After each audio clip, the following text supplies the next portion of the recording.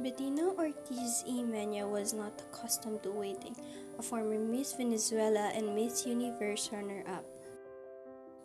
Now, she is the wife of Miami Auto Parts tycoon Herman Ortiz-Y. At every restaurant she chose to grace with her presence, she was always greeted with reverence and whisked to the exact table she desired. Today, she wanted the corner table at her favorite lunch spot, Sip Sip, located at Harvard Island. She wanted to sit on one of the comfy red chairs and stare at the gently laughing turquoise waters while eating her kale Caesar salad. But there was a large, noisy group taking up the entire terrace, and they didn't seem in much hurry to leave. Bettina fumed as she glared at the tourists happily savoring their lunch in the sun. Look how tacky they were. The women were overly tanned, wrinkled, and saggy. None of them properly lifted or botoxed. And the men were even worse, all dressed in all rumpled shirts and shorts, wearing those cheap straw hats. Why did such people have to come here? Feeling that she had been patient long enough, Bettina stormed into the kitchen. The fringe on her crocheted bushy kaftan top shaking furiously as she made a beeline for the women with a shock of pixie-cut blonde hair manning the main stove. Julie, honey, what's the dealio? I've waited for more than 15 minutes for my table. Sorry, Bettina, it's been one of those days. The party of 12 on the terrace showed up first just before you did. But the terrace is your prime spot.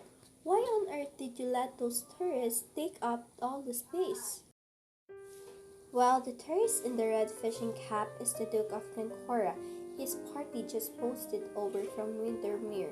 That's his Royal Wisman you see moored off the coast. Isn't he the most handsome sailboat you've ever seen? I'm not impressed by big boats. Bettina shuffled, although secretly she was rather impressed by people with titles. From the kitchen window, she surveyed the party assembled on the terrace with new eyes. These aristocratic types were such a strange breed.